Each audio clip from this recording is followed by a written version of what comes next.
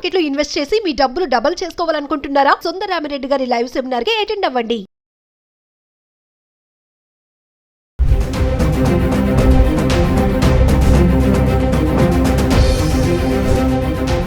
నమస్తే, welcome back to Suman TV. Present మనతో పాటు ఉన్నారు TEDx speaker, legendary award winner in real estate, realtor oxygen founder and CEO doctor Nandi Rameshwar Rao గారు. నమస్తే sir. Sir, మనం గోల్డ్ వీడియోస్ చాలానే చేస్తున్నాము. మరి ఈరోజు చూస్తుంటే 1,23,000 దాటేసింది బంగారం. అలాగే సిల్వర్ కూడా 1,50,000 దాటేసింది. అంటే ఇది ఇలా పెరుగుతూనే ఉంటుందా? తగ్గే ఛాన్సెస్ ఏమన్నా ఉన్నాయా? అసలు పెరగడానికి రీజన్స్ ఏంటి?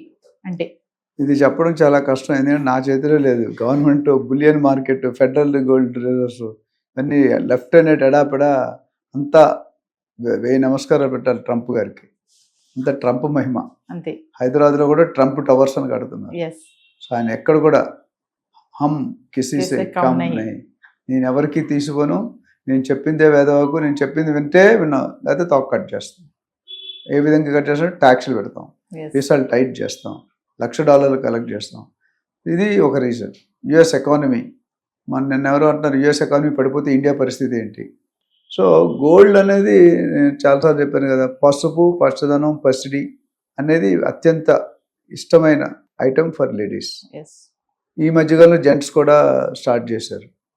అయితే అంతకుముందు గోల్డ్ని బిస్కెట్ రూపంలో కొని పెట్టుకునేవారు, తర్వాత ఆర్నమెంట్ చేసుకున్నాను, లేదా ఆర్నమెంట్గా కొనుక్కున్నారు. 24 carrot, 22 carrot, 18 carrot, 14 carrot, 9 carrot వరకు వచ్చింది. మనం లాస్ట్ ఒక 3 months బ్యాక్ 4 months చేసాం. 9 క్యారెట్ బంగారం 20,000, 30,000. ఎందుకంటే సామాన్య ప్రజలు, లో ప్రొఫైల్, ఎల్ఐజీ, బిలో యావరేజ్ వాళ్ళు కొనుక్కోవాలంటే వాళ్ళకి పిల్లలకి గోల్డ్ వేసుకోవాలన్న ఒక కళ, ఇష్టం ఉంటుంది కదా, వాళ్ళు ఎఫర్ట్ చేయలేరు. మరి ఇప్పుడు అలాంటి ఈ 9 క్యారెట్, 14 క్యారెట్ పెట్టుకుంటారు. అయితే గోల్డ్ ఎంతవరకు పెరుగుతుంది అనేది చెప్పడం చాలా కష్టం, బట్ అంచనాలు మించిపోతున్నాయి.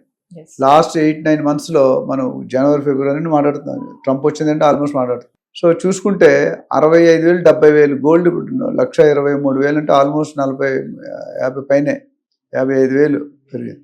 అంటే which is almost 90% of the old rate. ఇంతకుముందు గతం ఎప్పుడు హిస్టరీలో జరగలేదు. అదే సిల్వర్ చూసుకుంటే కూడా ఎప్పుడు కూడా గోల్డ్ రేట్ కంటే తక్కువ ఉంటుంది కేజీ సిల్వర్, కానీ ఈరోజు 1,60,000.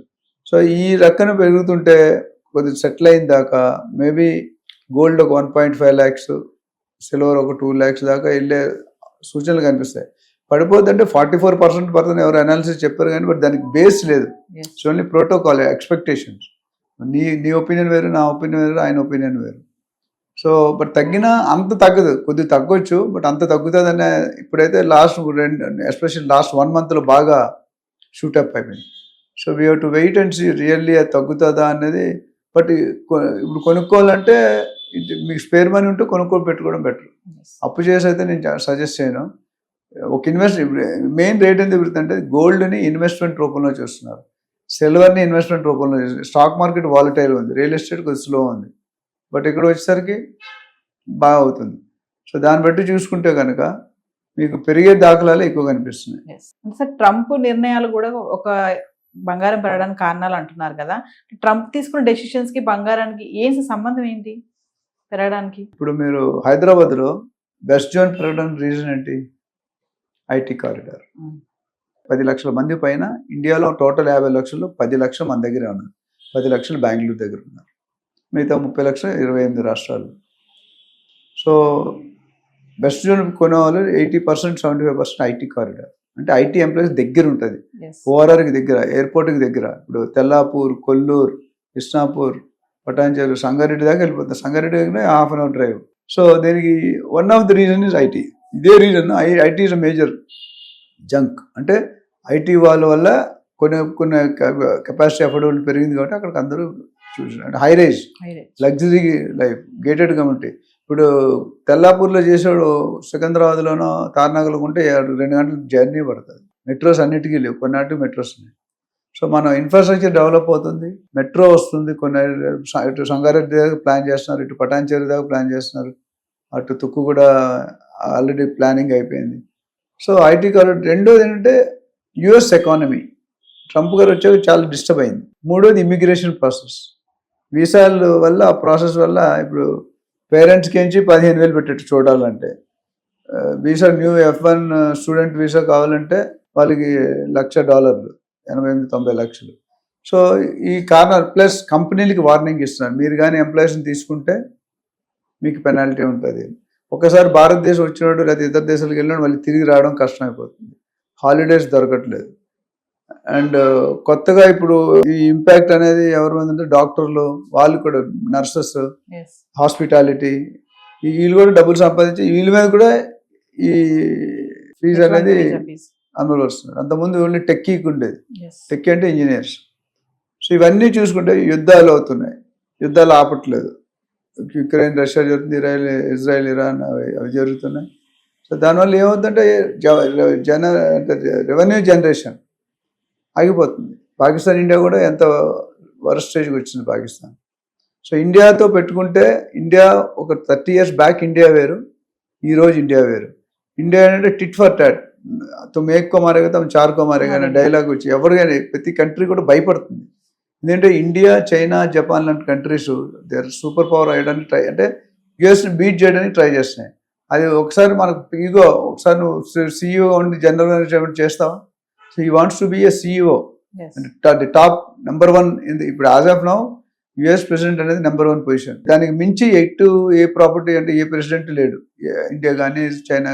సో ఇప్పుడు వీళ్ళు ఇండియా, చైనా, జపాన్ చాలా ఫాస్ట్గా టెక్నాలజీలో డెవలప్ చేస్తున్నారు.